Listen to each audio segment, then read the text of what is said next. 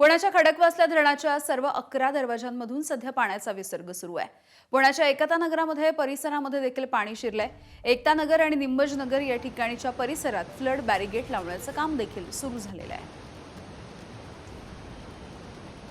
शिवानी पांढरे आमच्या प्रतिनिधी आपल्याला या परिसरामधून माहिती देत आहेत। शिवानी, या परिसरामध्ये सध्या पाणी शिरल्याची स्थिती आहे। फ्लड बॅरिगेट लावण्याचं काम नेमकं कसं सुरू आहे? काहीसं जनजीवन देखील विस्कळीत झालेलं असू शकतं। हो, खडकवासला धरणातून 45,000 क्युसेकनं पाणी नदीपात्रात सोडण्यात आलं आणि त्यानंतर त्या लगतच असलेल्या एकता नगर सोसायटीमध्ये हे सगळं पाणी शिरल्याचं आपल्याला पाहायला मिळतंय। साधारण दुपारी 1 वाजता इथे सगळे आजूबाजूच्या परिसरात जे काही नागरिक आहेत त्यांना जे आहे ते महापालिकेकडनं अनाउन्स करण्यात आलं होतं की तुम्ही इथले घरं खाली करा, काही वेळानं इथे पाणी येतील आणि इथे साधारण पूर परिस्थिती निर्माण होईल। मात्र अनेकांनी काही गाड्या काढल्या नाही आणि अनेक जण बाहेर देखील गेल्याचं आपल्याला दिसत नाहीये।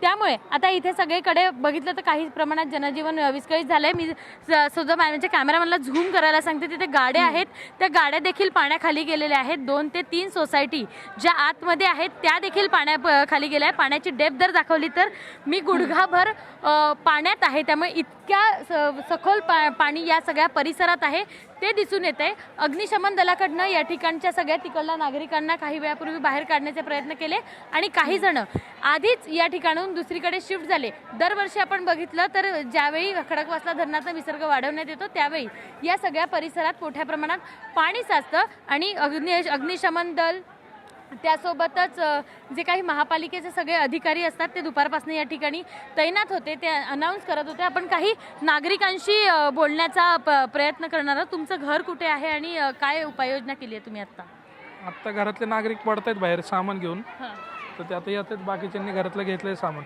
आता जे दुपारी सांगण्यात आलं होतं की इथे पाणी येणार आहेत आणि इथनं जरा तुम्ही घरं खाली करा, तेव्हा तुम्ही केले होते का? कोणी बाहेर जे लागेल ते सामान घेतलं होतं खाली, म्हणजे आता जे पुढे लागेल अजून गरजेचं सामान ते अजून आता घेतोय।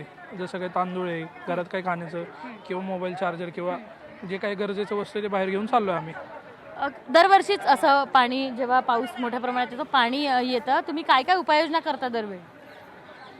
ॲक्च्युली मी इथं राहत नाही, मी ॲक्च्युली म्हणजे बघण्यासाठी आलो होतो, म्हणजे इथं आणि सेवा म्हणून आलो होतो। तर आता बऱ्यापैकी गाड्या वगैरे असतील, 2 व्हीलर असतील किंवा लोकांना काढण्याचं असेल तर ते आपलं सहाय्य करतोय लोकांना।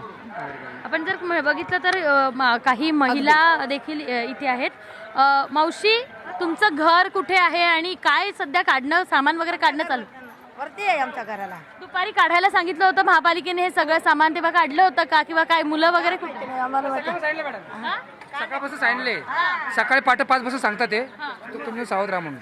तुम्ही सावध होतेत का? पण सगळे हो, सगळं सावध होतो। मागच्या वेळेस सारखी परिस्थिती नाही सावध आहे। आपण जर बघितलं तर मागच्या वेळेस सारखी इतकी पॅनिक परिस्थिती आता या ठिकाणी नाहीये। दुपारपासून महापालिकेनं वेगवेगळ्या उपाययोजना केल्या होत्या, इथे अनाउन्समेंट केली होती आणि नागरिकांनी घरं खाली करायला देखील सुरुवात केली होती। आणि बघितलं तर ह्या सगळ्या संपूर्ण परिसरात पाणी साचलं आहे। काही जे लोक आहेत ते घरात बाहेर पडण्याचा प्रयत्न देखील करताना दिसत आहेत। यामिनी, शिवानी, धन्यवाद सविस्तर माहितीसाठी। वेळोवेळी इथले अपडेट्स जाणून घेत राहू।